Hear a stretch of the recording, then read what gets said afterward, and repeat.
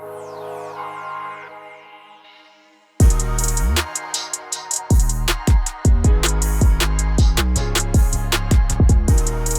Jordan. What's up, Michael? How are you? Oops, sorry, David. Cold open. I like it. Immediately I start fucking around with stuff on my desk making noise. What's going on, man? You're in Miami. I am. Coaching Gary down here. Rearranged the hotel room for a podcast studio. Just hit a little workout. What'd you do? A pretty terrible push day. But don't worry. It's only day 2 of 2024. Things are only building.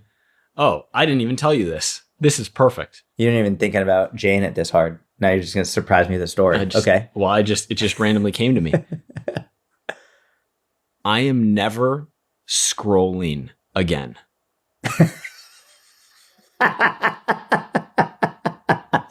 What happened? I just had an epiphany, and I think I'm going on like 2.5 days. I don't scroll. Like this motion where you're holding your phone, if you're listening, I'm holding out my hand like I'm holding the phone, and your thumb moves up, like scrolling, as Jordan takes a pull of beet juice. I'm done scrolling. Dude, I love that. I'm super happy to hear that. I know. I thought you would be. I'm just letting everyone know that on the beach. There was nothing in particular that spurned this. Well, it's a continuation of our discussion from last time when you asked what I would rather be doing. That, you know, we both compared screen time, and you asked what I'd rather be doing than scrolling on my phone. I said literally anything else in the world. You found that funny. You were like, you read a book. I was like, read a book would be perfect, but literally anything besides scrolling.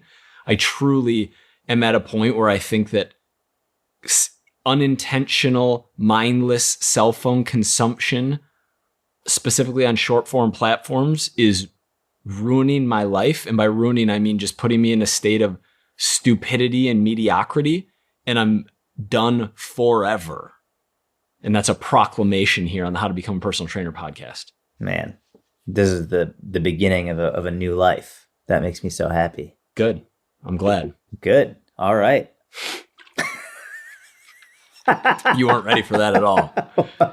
You were not ready. No, I wasn't. I was expecting something very different. I was expecting I don't know. I wasn't expecting that, but I'm really glad that you're done scrolling. That's good. I think you're just saying that to be supportive. I don't think you fully understand how good it is, but yes, it's beyond good. My brain goes to, I wonder how long this is going to last.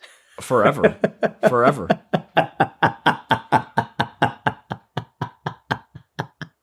I wish, David, could we clip that 4 seconds of Jordan laughing, and can we make that my cell phone alarm every single morning? Because I just want that. I want to remember that. You know how we have the bet, I forget what it's called, but the type of bet where when I get X amount in the bank, you basically... Do I get a free roll on this? No, I get a free roll. Oh, no, you don't get a free roll on this because, no. It's very difficult. I don't think you understand how difficult it is to not ever scroll. Dude, I more understand than anybody how difficult that is. I scroll way more than you scroll. I know, but because almost all of society's scrolling is mindless and unintentional and not in the present state, but in a robotic state, I don't think people realize how much they do it, nor how detrimental it is. I agree. I don't think you fully do, but that's okay. Completely agree with you. That's okay. Why wouldn't I fully agree with that? July 2017, I swore off alcohol, and I've drank like 3 times. Legitimately, I've had 3 drinks or more, I think 3 times since then in, what is that, 6.5 years? One of those with me in Dallas. No, I think I only had 3. I mean, wow. Because you were pretty drunk. When you don't, so I wasn't drunk. I thought you definitely had more than 3. No, just a few claws. Oh, wow. Just got a little loopy. Yeah, this is a new era. I like that. How's your beet juice? Dude, it's really good. I'm a fan of it. I've been drinking a lot of the beet juice and the carrot juice of the lemon. It's from this one's from Langer Farms because it's less expensive than the other one. I think the other one was Knudsen, or I don't know how to pronounce it, but it's got the K in the front, so Knudsen or Knudsen. But the Langer was right next to it, and it was like $3 cheaper. So I was like, all right, I'll just go with that one. So I'm a big fan. I like that. I like you making decisions at the margins. Every dollar counts. I've been going to the grocery store. So usually my wife is the one that goes to the grocery store, which I know someone's going to be like, you're misogynistic. No, it's just like she usually goes and then I'm usually, here working. But anyway. No more playing defense against the opinions of people who don't even like us. In 2024, we're coming with so much testosterone. We're done playing defense against people who don't like us and disagree with us. I'm serious. Right. Jordan's wife often goes to grocery shopping. That's a very reasonable arrangement. If you want to do things differently, great, but that's how it is. And he's not apologizing. Continue, Jordan. No apologies. Anyway, she's been sick the last 2 weeks, so I've been going to the grocery store. And while I've been going to the grocery store, I love going to the grocery store. I actually really enjoy it. And you see all the foods and all the marketing. Like, I have a lot of fun with it. So I've been posting random stuff on my stories.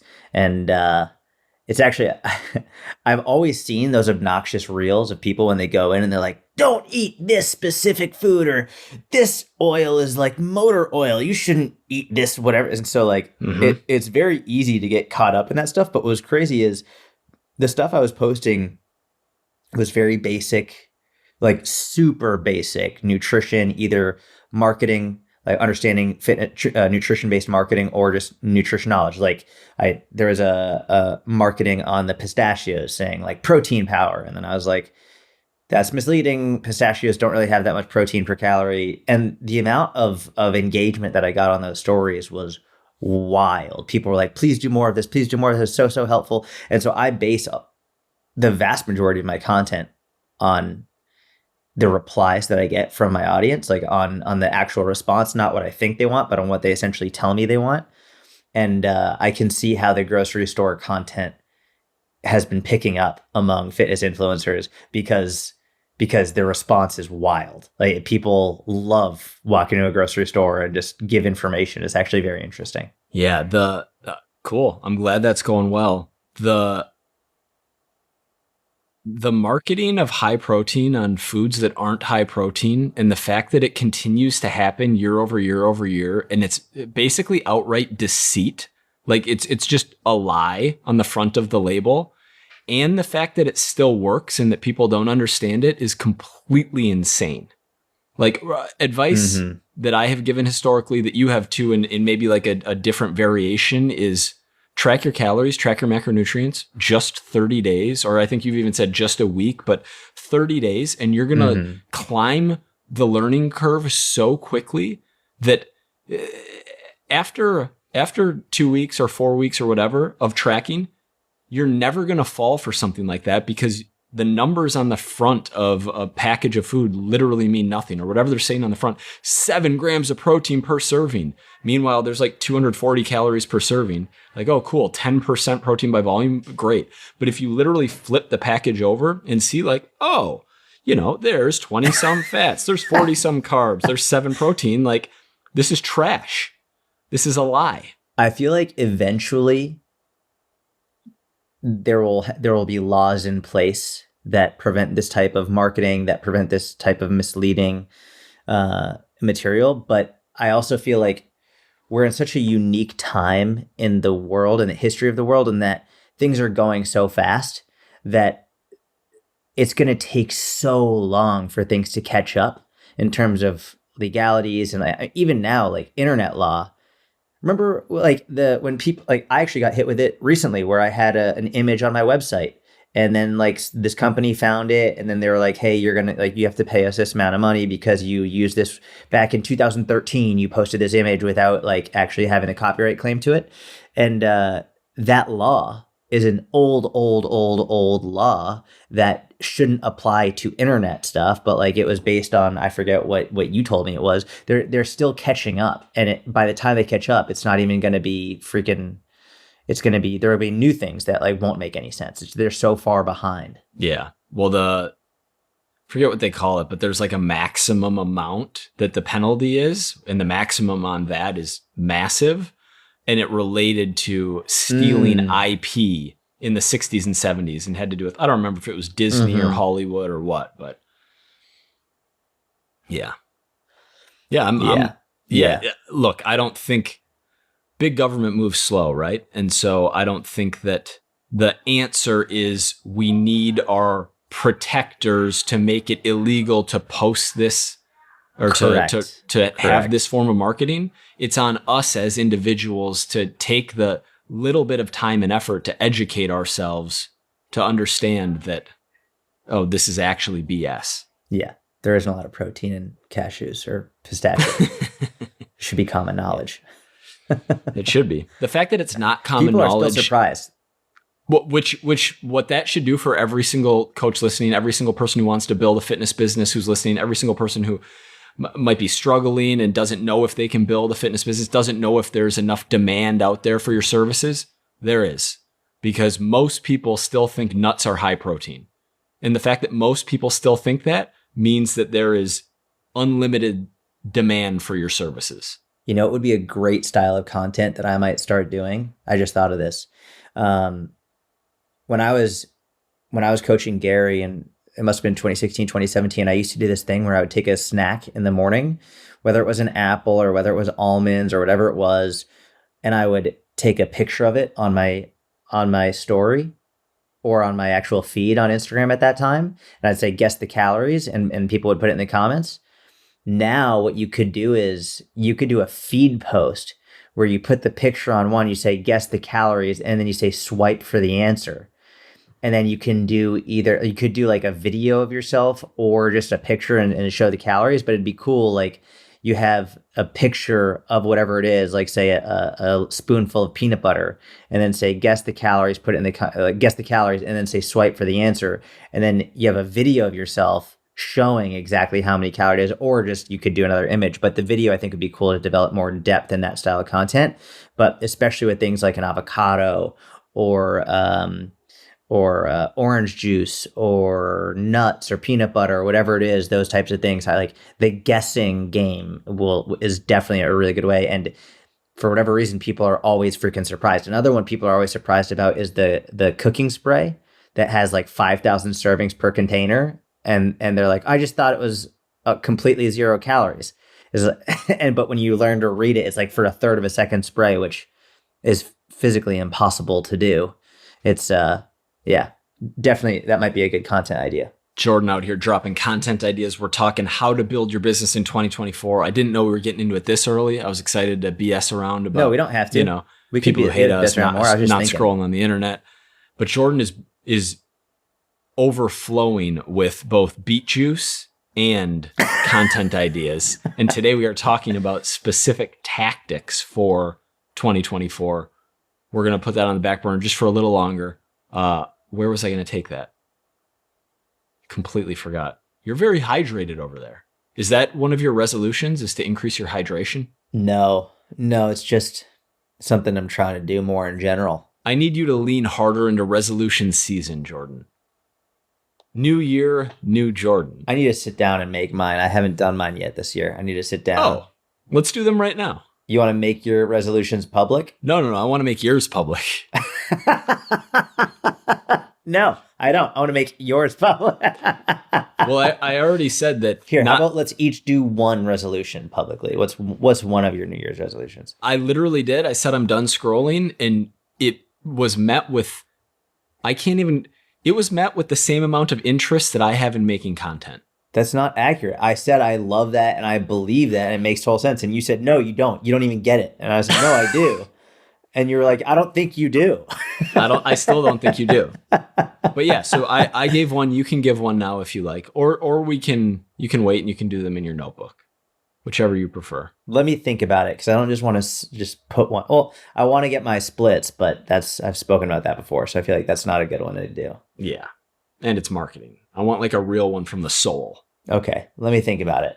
Maybe on the next episode, because I'll have thought about it and I'll write them down. I like that. You're not a big fan of New Year, New Me, though. No, it's not new. You're not new. You're the same fucking person as December 31st. Just if you want to use that as an opportunity to set new goals, I love that. And I love that. It's amazing. But you're not a new person. I would argue that we are a new person in every moment of every single day based on the things that happen to us. So from December 31st to January 1st, similar to from July 4th to July 5th. I can see that. You are a new shit-eating grin on your life. We are always evolving, and we are either ascending or descending as beings on this planet. And so, yes, you are literally a new person in the new year. And I think it's going to show. I think 2024 is going to be a big year for all of us. I'm very excited. Okay.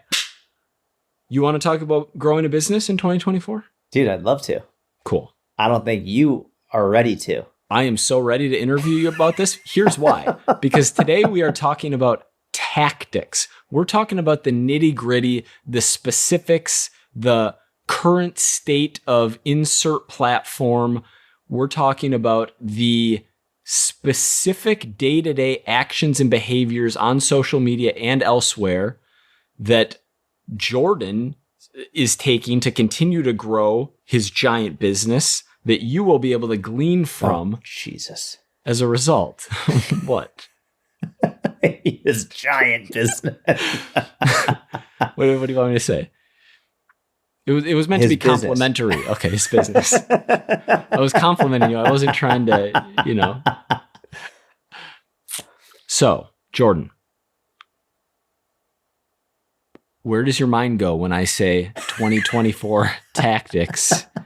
Whether that's if you don't watch this on YouTube, you're missing out. If you're not watching like for the facial expressions and stuff, like this is too fucking good. Like if you're listening, we appreciate it. But if you just want some added humor into your life from these podcasts, like watching some of Mike's facial expressions as he goes through this. Watching Jordan's face. Jordan's face is way better than mine. 1,000 times better. Some people are driving in their cars. Some people they're doing things where they can't be watching Jordan. So I understand. Yeah. Okay. All right. 2024 tactics. You know what? I'm going to share some of my favorite tactics that you use.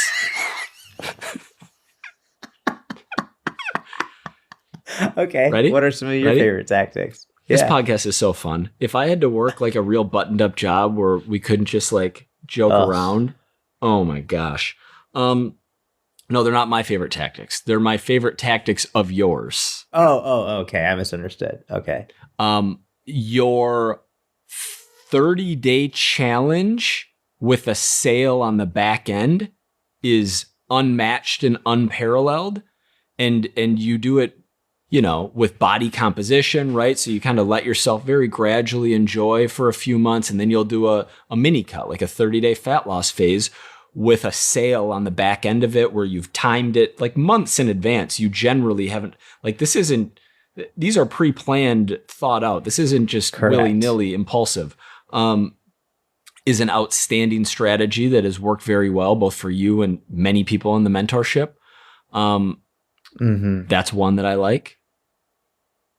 We already talked about the importance of building an email list and how it's a form of insurance but continuing to, even when you're not writing your email list, continuing to build your email list. That's what I got right now. Do you have any tactics that you're thinking about? Well, yeah. So number one, thank you. I would say in terms of like the building the email list, we can talk about a specific strategy, tactic, whatever you want to call it, that can help build it. And something I regret not doing earlier is, so I made my calorie calculator video on YouTube in 2000, I think it was 2017 or 2018 I did. I forget. It's somewhere between 2017 and 2019. The one that I have now. So I originally made a calorie calculator video, and then I realized that I could have made it better. And so then I redid it. So now I have 2 calorie calculator videos on YouTube, and the one that I made better, I optimized ridiculously well for SEO. And so now it's got well over 1 million views, and like it's a main driver for me. What I should have done early on is essentially create an opt-in for my email list saying sign up and you get my free calorie calculator, and then link them to the YouTube video. I didn't do this until very recently. And when I did this recently, my email list signups just fucking skyrocketed. If I had done this a couple of years ago, I would have probably close to 1 million, if not more than 1 million email subscribers. When you say your email skyrocketed, you're comparing like your normal push usually on an Instagram story where you give them some reason to sign up for your email list. And you're saying that if instead of whatever reasons you used, you would have said, sign up here to get my free calorie calculator. Correct. You would have had way more signups. Correct. And not only that, because it converts very well, or you've gotten a lot of... It converts insanely well. And the other issue is I've referenced that video in so many of my other videos. And what I did is I say, click the link below in order to watch my free calorie calculator. Whereas if instead I had said, click the link to get my free calorie calculator on every video I've ever made, every article, whatever it is, then I would have had way more people signing up for my email list consistently. So, I mean, for example, I only did this very, very recently. I'll open up my email list right now. I didn't do a push for my email list yesterday or today. Let me see if I can see. So I'll show you like just randomly people signing up for my email list.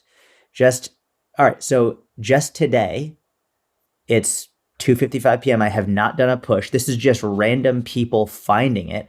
I had 56 people so far sign up for that free calorie calculator for just today. And I haven't done any push. This is just from people finding it from YouTube videos or podcasts, whatever it is, from me saying sign up and that's just today. And then yesterday it says I got 46. So that's over 100 people in the last 24 hours just from, or no, it's not over 100 people. Sorry. My math, 56 and 46. Yeah, it's over 100 people. I had already gone to 1,500 a month. I don't even remember what the daily numbers were. Cool. So this is literally just within the last couple of months that this is happening. And when I do a big push for it, or just an outright right hook, I usually get well over 1,000, if not more, just in that 24-hour period. Sometimes a couple thousand. And what you're doing is you are like, nothing is changing except that rather than linking a public YouTube video, you are now having them sign up to your email list. And as soon as they sign up, they get an automated email that links them to your public YouTube video. Yeah, exactly. So you still get the upside of building viewership and the SEO benefits of lots of watch time on a public video. But rather than linking them straight there, you give them an extra step and you get an email subscriber as a result. Exactly. Yep. And so I'm not saying you have to make a calorie calculator. What I am saying is figure out what your audience wants, and then you can use that as a way, like give them a free version of it to then get them on your email list. And I wish, like, this is just a great piece of content that I made. You can do that with literally any piece of content that you've made. I think it's just absolutely incredibly helpful. And this is definitely one of my regrets. I wish I had done this earlier. So from a tactic perspective, strategy perspective, in terms of getting people on your email list, I haven't personally found a better one than this. This is top of mind, best practice thing that you're implementing that's working for you right now. This isn't like we're withholding the top 5% that Jordan's using for himself and then sharing other things. And like, this is what's working the best for you right now. Correct. Yep. And the big pushes, the right hooks where I'm like, hey, go get this. They're great. They're wonderful. And I'm not going to stop doing them, but I would rather not have to do those. So if I can continue to make amazing content and continue to push people to this free opt-in, then in a year, 2 years, 3 years, 5 years, when I have enough more great content pushing people to that email list, I could be getting 1,000 people a day signing up for that email list without me having to push anything. Without having to do the hard pushes. And that's where just to get over 100 people in the last 24 hours on that email list without me doing anything shows how huge the opportunity is for something like this, as long as I continue to put out content linking back to that. So I think that's one of the most important things you can do from a tactic and strategy perspective. I love it. I'm for sure going to win my free roll. You're going to be crushing content for years and years to come. Well, you win if I have that amount in the bank, which probably is never going to happen. So, bro, you literally just bought a beet juice that was $3 cheaper than the other beet juice. You now are dialing in your costs your revenue side has always been great, but now you're dialing in your costs and you have an investment strategy. I can't lose. Basically can't. I can't lose this bet because you're going to hit the number and you're going to keep making content. Did we say the number? I think we said the number. Yeah, it's 10 million. 10 million. Yeah. And it's not in the bank. It's in liquid assets. Not including house. Correct. That's illiquid. Cool. So stocks, like something you can convert to cash immediately. Oh, got it. Okay. You got any other tactics that come to mind? Otherwise, I have something way out of left field. We'll just we can give them a little. Let's do the left field. Okay. My 10th grade debate teacher, I'm not going to say her name. I don't want to I don't know what could happen. But basically, she taught civics and debate in high school. Just here, let me read you the headline. And David can throw this. I'll send it to David so he can put this on the screen. Wait, oh, no, because never mind. That's going to have her name. Yeah. Actually, David's not going to throw this on the screen because then that would out the person. This Bloomington, Minnesota school teacher name and her 14-year-old now people daughter. Are going to Google it. That's fine.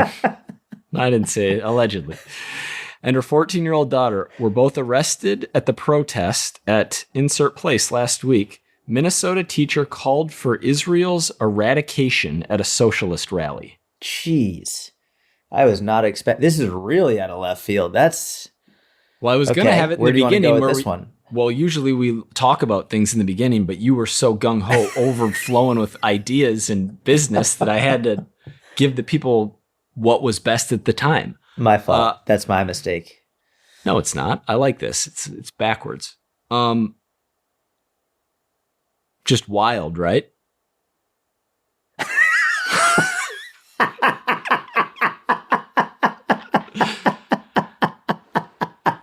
Man, pretty crazy. Yeah, dude, it's wild.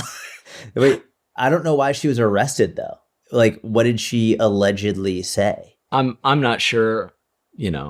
I didn't dive into it. I just have a screenshot. I didn't read the article. She's had troubles with the law before for protests and rallies, and I believe bomb threats. I'm not really sure. Like very socially, politically active. Like I believe I'm. Yeah. But yeah. I believe. It's just so funny because when I reflect back on I got very good grades in high school, and in that class, I got a B-, which it might have been my worst grade in all of high school, actually. And over the last few years, like she's been in the news a few times, but I've thought back on like, oh yeah, like we were debating, it was 2003, I was a sophomore. We were debating whether or not to invade Iraq.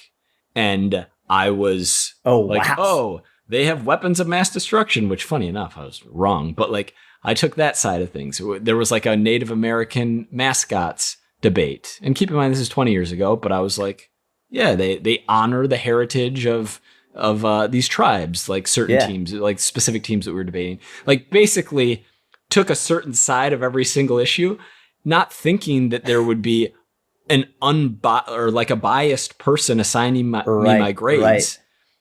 And in hindsight, it's like, oh, okay, this makes a lot of sense. That's actually crazy, because I would have thought in a debate class, you don't get to choose which side. I would have thought like they assign you like, all right, you have to debate this side, you have to debate that side.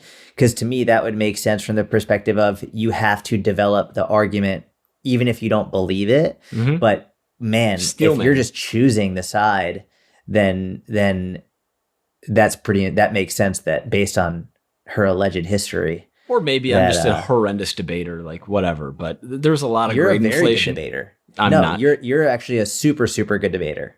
There was a lot of grade inflation in my high school. So like a B- was probably like a D in normal high school. No, I'm serious. We had AP classes were weighted, so you could technically get more than an A+. Like there was some weird stuff going on. I don't even understand that. Well, your GPA is on a 4-point scale. 4.0 is an A, 3.7 is an A-. I think 4.3 is technically an A+, 3.0 is a B. So like however that scales, you got a multiplier. If you took an AP class and you got an A, it wasn't a 4.0. It was 4.0 times the multiplier, which I think was 1.2. And so it wouldn't count as a 4.0. It would count as a 4.8, which like brings your GPA way up. Interesting.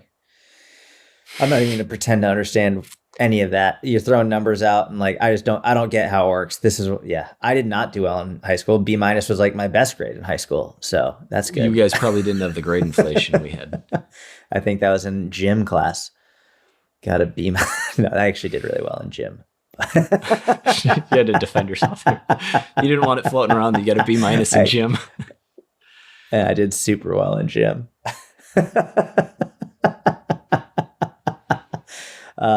Yeah, dude, that's nuts. That's here's what's crazy, or here's what I think about that though, to go down in sort of a different rabbit hole. I don't know what she did, but let's just say we're gonna make up a story.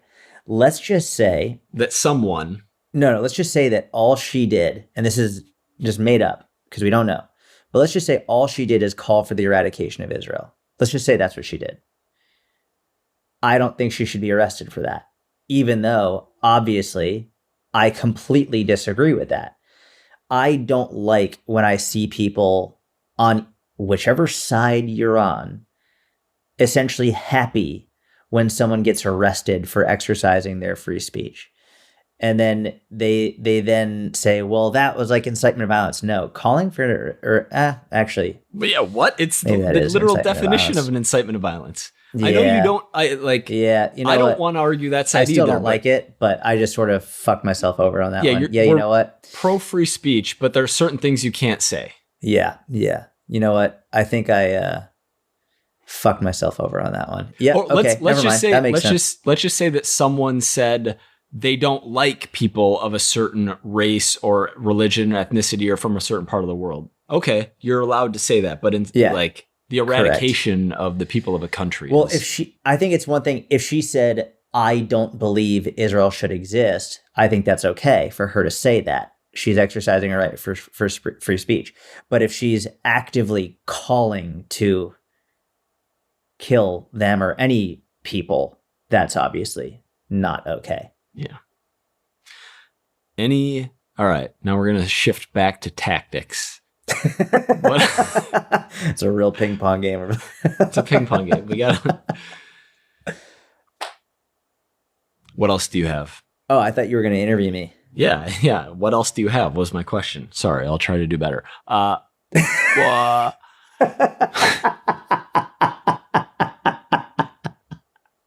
Look, here's where I struggle with tactics. I never had a tactic for a day in my life. I never, we laughed this morning because we did a launch video for January's launch month in the mentorship. You did many, many launches and have done many, many launches over your career, dozens and dozens.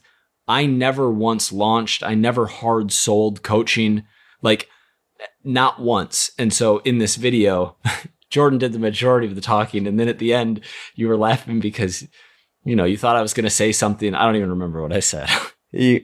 Basically, I spoke for almost the entirety of the video. And then I did the pause that you do when you want the other person to speak. And I was expecting you to add in something. And you were like, all right, launch time. And that's where the video ended. You covered the topic extraordinarily thoroughly, and we all have strengths and weaknesses. Like if this month was, budget and P&L and taxes, like there are different things where we contribute different amounts. Correct. And I have never done a lot. And so my tactic that I'm going to share is a lot of soft selling in 2024. If I wanted to build a business throughout the year, smart. I would be, if you're going to post progress pictures of a client, great, but I'm not going to end the caption with, and 20% off coaching, like link in my bio. Correct. I'm only going to tell the story about the client that is hopefully educational, makes the person who gave me permission to share that story feel good about things, but there's no right hook in it. It's only like a subconscious, here is what I offer and here is the type of progress that you could see, that's it.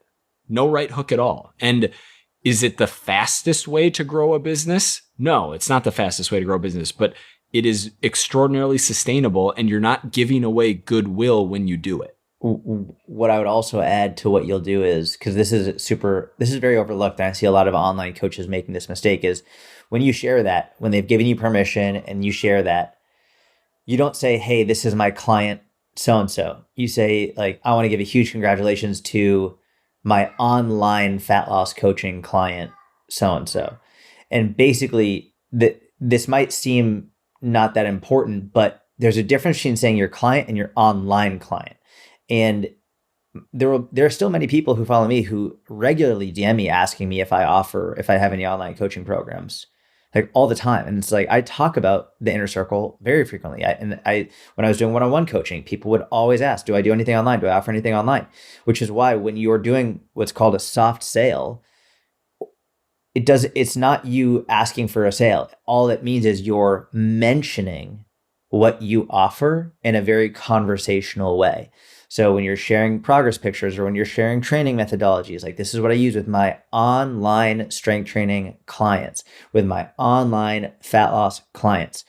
That's it. And you don't have to say link is in the bio. You don't have to say it, like that's more of a hard sale. A soft sale is just when you mention it so that they become aware of it. And it takes longer and it requires more exposures to them hearing it. But going back to what we first spoke about in this series, you need to be in this for the long game. This isn't about making short-term sales. It's like long-term. Like, so thinking from that perspective of consistent soft mentions over time will lead to a much more sustainable business model. 100%. I got another one. I got another tactic. Okay. Stop scrolling. Actually, you should be consistently creating content. Consuming short form content on Reels or Shorts or TikTok is doing nothing for your ability to grow your fitness business. And so I know it's hard. Like we've all been there. You can say, oh, just post and ghost. It's not that easy. You're going to be in there replying to comments. You're going to be in there replying to DMs. So you're going to be opening these apps many times per day, but do the very best you can. When you recognize that finger going and that like mindless consumption taking over, that's not why you're using social media. You're using social media to educate. You're using social media to grow an audience of people who you're going to help for free so that you have the opportunity to sell them, to sell to them and to build your business. But you're not there to be entertained and to feel good and have your dopamine reward system sparked and engaged. That's not what you're doing. If you want to consume content, go read a research review. Go read a book that's going to educate you on programming. Like do something that's going to be beneficial if you want to consume content, not the feel-good kind of consumption. And I'll leave it at that for now.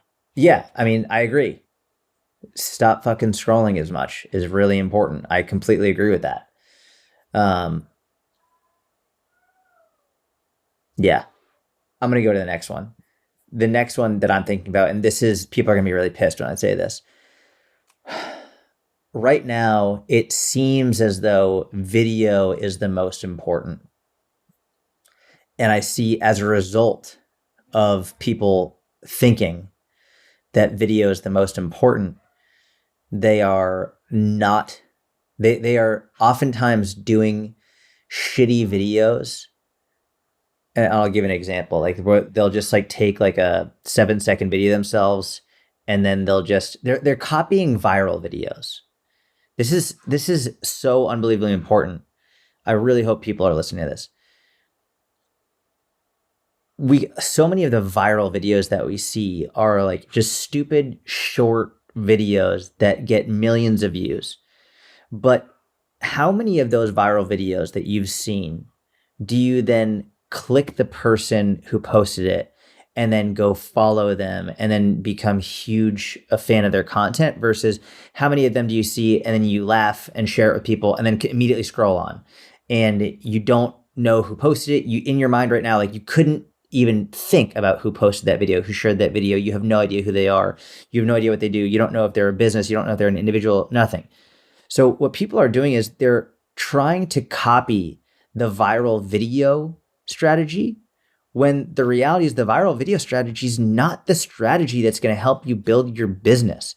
Your business is not, if your goal is to try and get more views and likes, it's like your goal is trying to get more Monopoly money. It's a terrible, terrible strategy. And so what I was going to say initially was you should really be developing your writing skills.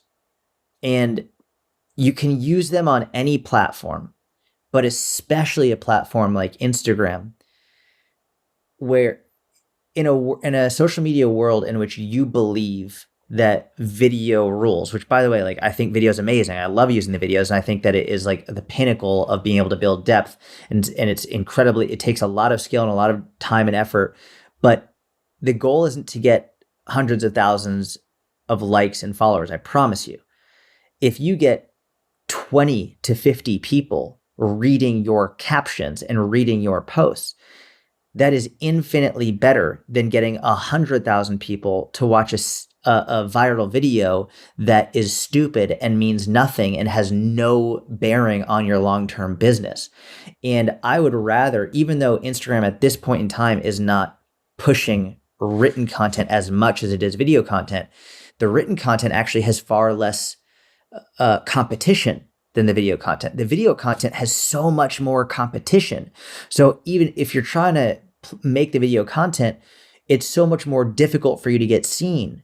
Whereas when you have the written content, it's not going to be pushed to as many people, but more of the people who see it will actually consume it. And it's such an important thing to understand. So I've been doing a lot of written content. I will always do a lot of written content no matter what. Like, written content for me is how I started. It's how I built my business. It's how I sustain my business. The written content is everything. And yes, I also use video now, but I've developed that over the years. And I think that we've reached a point now where a lot of people just getting in the industry are immediately going for video and foregoing their writing skills. And if you develop your writing skills and you have really great written content, you are going to have such a more flexible approach, and you're going to have more opportunities to reach more people, keep their attention, develop a relationship with them. I just really think trying to go for this viral video trend is a fucking, it's a disguise. It's a mask. It's like a ninja trick. It's that you're confused. You're confused in thinking that going for the viral video is going to massively help your business, when the reality is it could not be further from the truth. I would rather you get 27 likes from people who love your written shit than 100,000 likes from people who saw the video and will never follow you again for it. It's really important. Spot on. I would argue that you could also say that it's not just video versus written content, but it's also like 7-second attempt to be viral video versus a video that is more boring and bland but educational. Having 30 or 50 people watch a boring educational clip video, whatever it is, compared to hundreds of thousands of people watch some short, entertaining, viral style video, it's way better to have. There's a quote that what matters more than how many followers you have is who is following you, and you want people following you for the right reasons, right? Which is, there are a lot of examples of this, but as a coach, you ideally want people following you so that they can improve their health and fitness or some aspect of it, to be educated, rather than people who aren't, because the people who are following you for other reasons aren't going to sign up for coaching. And my mind, even like recent behavior from way back several days ago when I was still scrolling, there was a clip. I don't remember if it was like a Peter Attia, Rhonda Patrick, or it might have been from this Dr. Gundry, Dr. Mike, Dr. Danielle Bellardo. Like, it was from one of those podcasts. It was a short clip. It maybe had like 50 or 60 likes on it from a big channel. I don't remember, but I found what they were talking about fascinating, which made me search for that specific conversation, which maybe then watch, I don't know, 45 minutes of a long form piece of content when it wasn't a well-performing clip for that channel. It wasn't like a viral or flashy or anything. It was just interesting to me, which led to me consuming the long form content, which is one of the main reasons why we make short form content, so that they can find our long form content, build more depth there. And so, yeah, I love the tactic that you shared on that one. Yeah. It's so important. And the other thing about it is writing is just you're always going to need writing. You'll always need writing, whether it's in email communications with clients, whether it's in email when you're email marketing, in captions, sales, like you'll always need writing. Long before I ever really did videos, everything was done via writing. And yes, you could do long form sales pages with video content instead. You can do that. Most people are not going to be able to do that. The vast majority of people, especially nowadays, with how video is structured and how like editing becomes so much more important and all of that, video sales is at the all-time most difficult to do, which I'm not saying don't do it, but I am saying you're always going to need writing, and developing your writing skills will help your camera skills. It'll help your video skills. It'll help everything. And so, all right, how do you develop your writing? When you make an Instagram post, you fucking sit down and you write.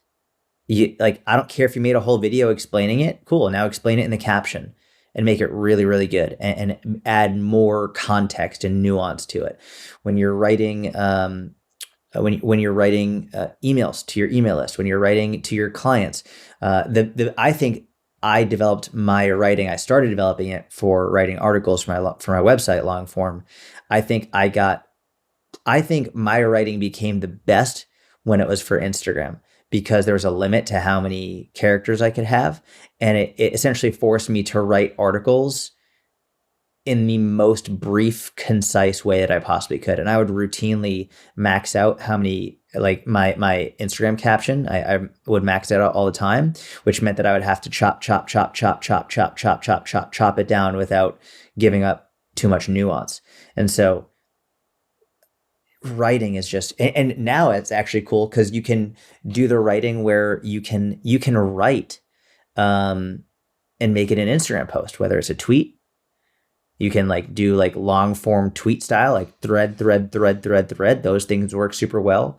There's so much that you can do. And then you can, if you want to take that viral video style where we say that 7 to 15 second video, and then what you could do is you could have a video of you working out, or you could, whatever it is, and then just put their writing on top of it. And if you can make that understandable, and you can create a lot of, you can explain nuance in that while still having that viral video. The thing is with this is good luck making that go viral. It's that doesn't really have the recipe. Nuance is not the recipe for virality. It's the exact opposite. Virality, it generally requires bold blanket statement claims or something outrageously hilarious.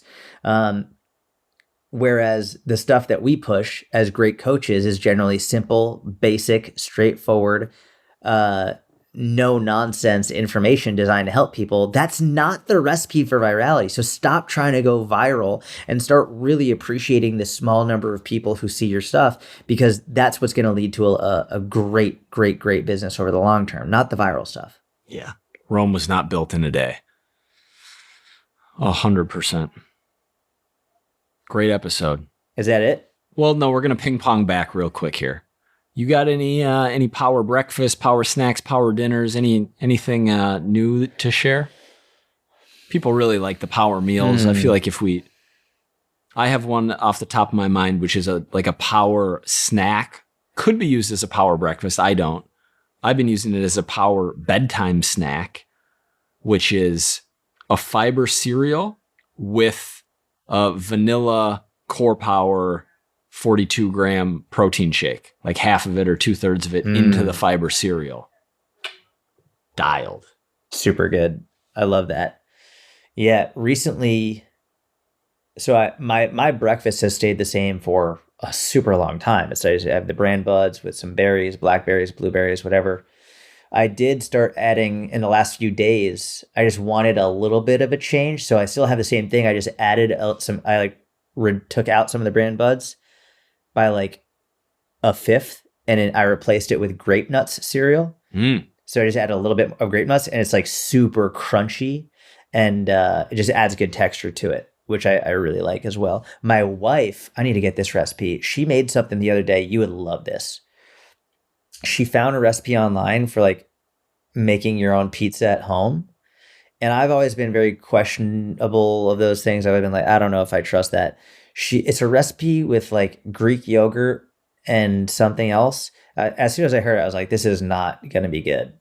Just because when people try and make a healthy, something that's really not usually healthy, and they try and make it healthy, it's like, all right, I'd rather just eat the regular thing. But bro, this pizza was incredible. It was, the crust was amazing. She did it in the air fryer. I think she did it in the air fryer. I might have said that wrong. I don't know. I need to check, but it was with Greek yogurt and something. So high protein. The best part was it wasn't greasy at all.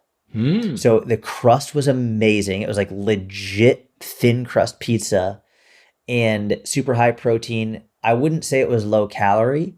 I'd say each slice was probably about the same as a regular pizza slice in terms of calories, but way higher protein and way lower fat. And so, the crust was amazing and it wasn't greasy.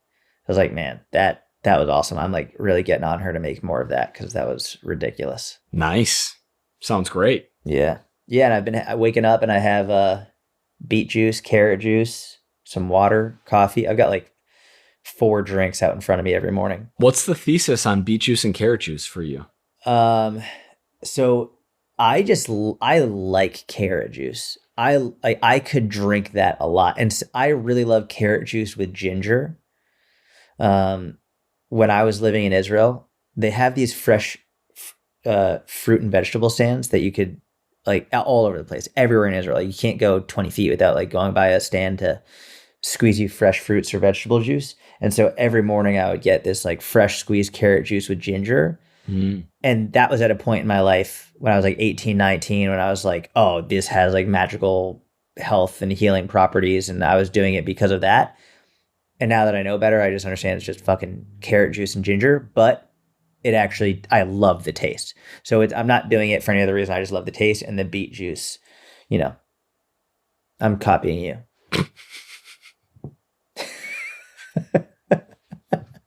And you like the taste, I assume. The beet juice I only drink pre-workout for additional blood flow. Yeah, I actually drink it post-workout for additional blood flow. Well, it's got sugar in it, so a nice little, get some protein and beet juice post-workout. Yeah. We got to bring back the anabolic window. We might bring that back in 2024 too. Should we do that? Should we like make a huge push for it? We'll see. 1 week at a time.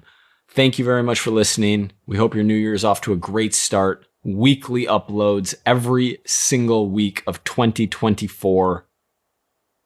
Let's get it. Except maybe Christmas week. Honestly, if I don't scroll for the whole year, for sure 52 episodes, maybe more. Dude. All right. Sick. Thanks for listening.